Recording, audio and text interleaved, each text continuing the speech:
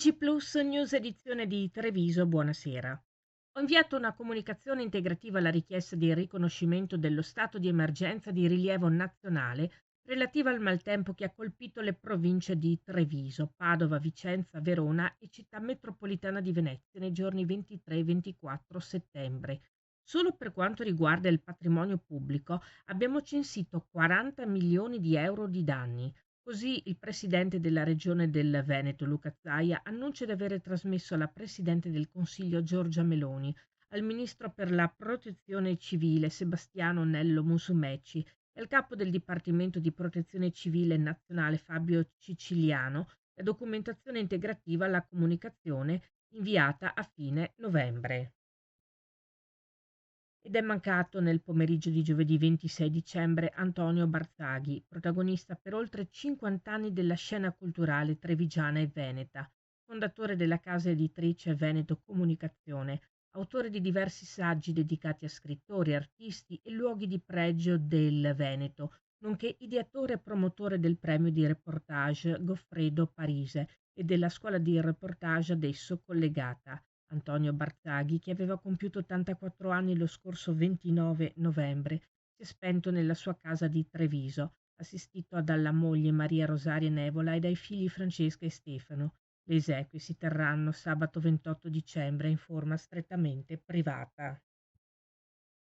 Cambiamo argomento. Poste Italiane mette al centro la sicurezza dei cittadini con numerose iniziative. Fra questi il nuovo Vademecum antifrode in distribuzione negli uffici postali della provincia di Treviso. E proprio grazie alla collaborazione dei clienti che ogni giorno utilizzano i suoi prodotti e servizi garantisce di operare in sicurezza. Rispetto allo scorso anno, infatti, il numero di truffe in ufficio postale è diminuito del 63%, un dato che conferma, si legge in una nota ufficiale, l'efficacia delle informazioni in contrasto ai tentativi di frode. Il rischio di rimanere coinvolti in una truffa riguarda infatti tutti e non va sottovalutato, anche perché spesso le frodi vengono messe in atto da veri professionisti che fanno leva sulla buona fede dei cittadini e utilizzano diversi metodi per ingannare le possibili vittime, come ad esempio fingere di telefonare per conto di enti pubblici.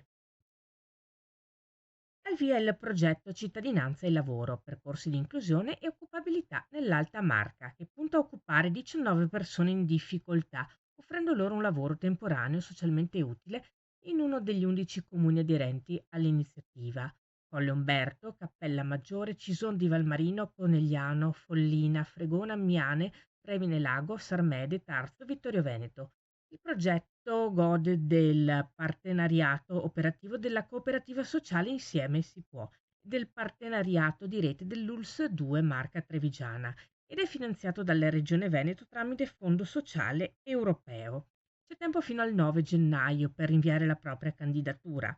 Il bando del progetto è pubblicato sui siti dei comuni partner e di Insieme si può all'indirizzo che vedete in sovraimpressione. E questa era la nostra ultima notizia. Grazie per essere stati con noi. Arrivederci.